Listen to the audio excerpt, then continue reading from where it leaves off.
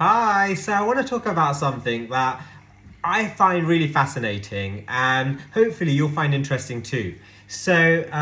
When it comes to emotions and emotional experiences, I think there are different ways of looking at things. And from my education and learning history, and from a more behavior analytic perspective, and it's an area that I'm very interested in, I kind of look at emotions slightly differently to maybe someone coming from a different perspective. And I wanted to explain this and the usefulness of it and the practicality as well.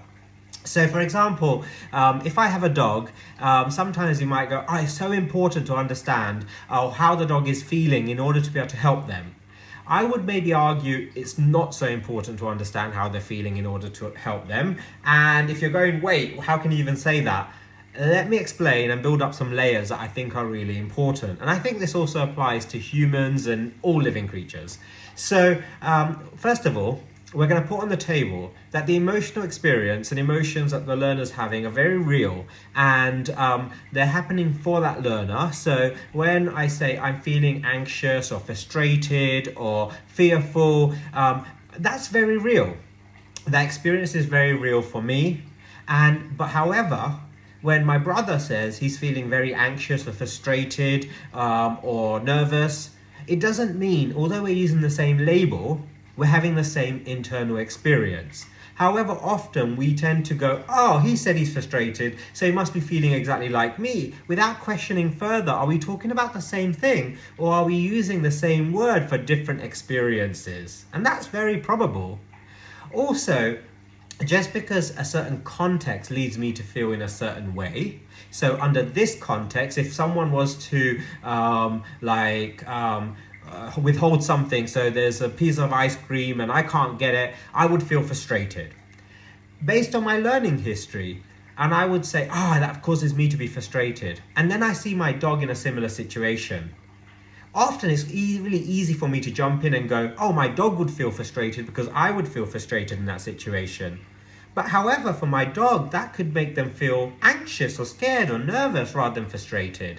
So it's really important that we don't just take our learning history and overshadow our dog with that and go, well, our dog must have the same experience, because they have different learning experiences.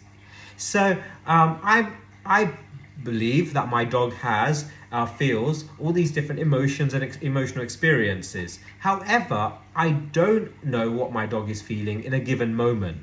I can guess, I can maybe infer from their behavior, but it's just an inference and it's essentially a guess, and I don't really know. And so I might say, oh, my dog is happy, but I don't know if my dog is happy. I'm guessing my dog is happy right now, but something else could be happening.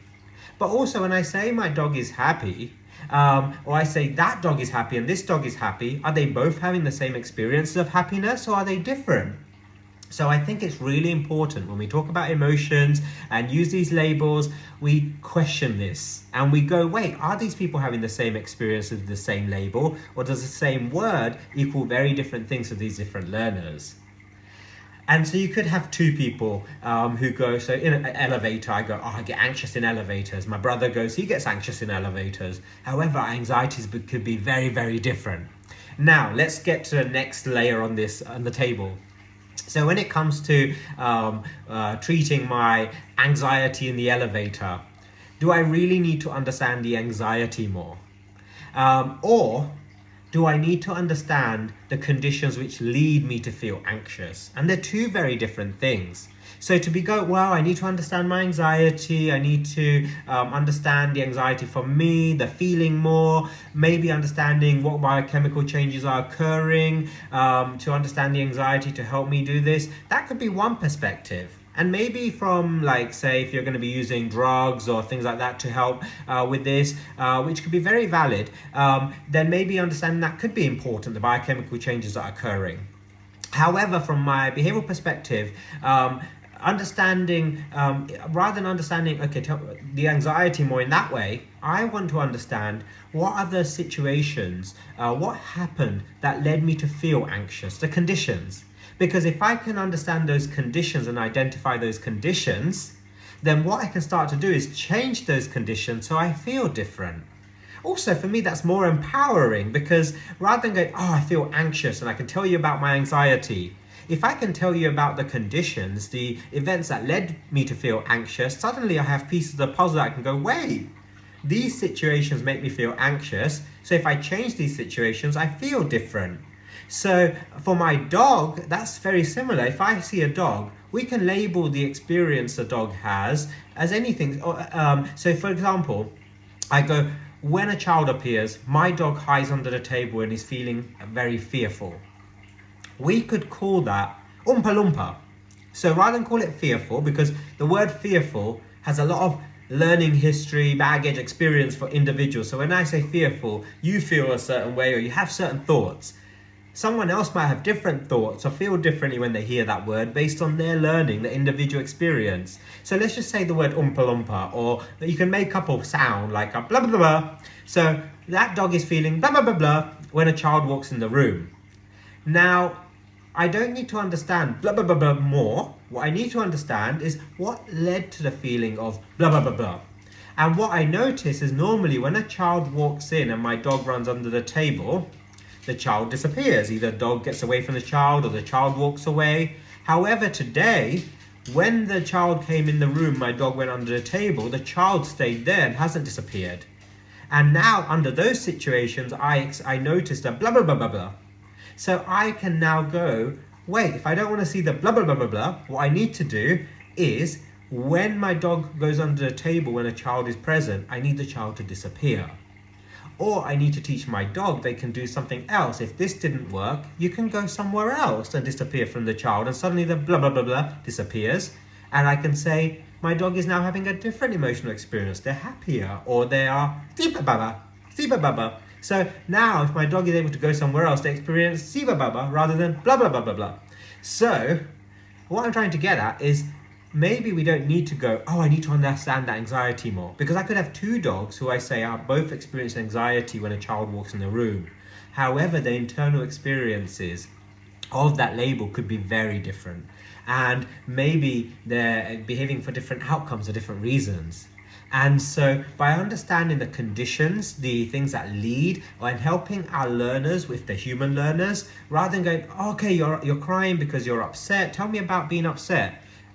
Tell me about things that may have caused you to become upset.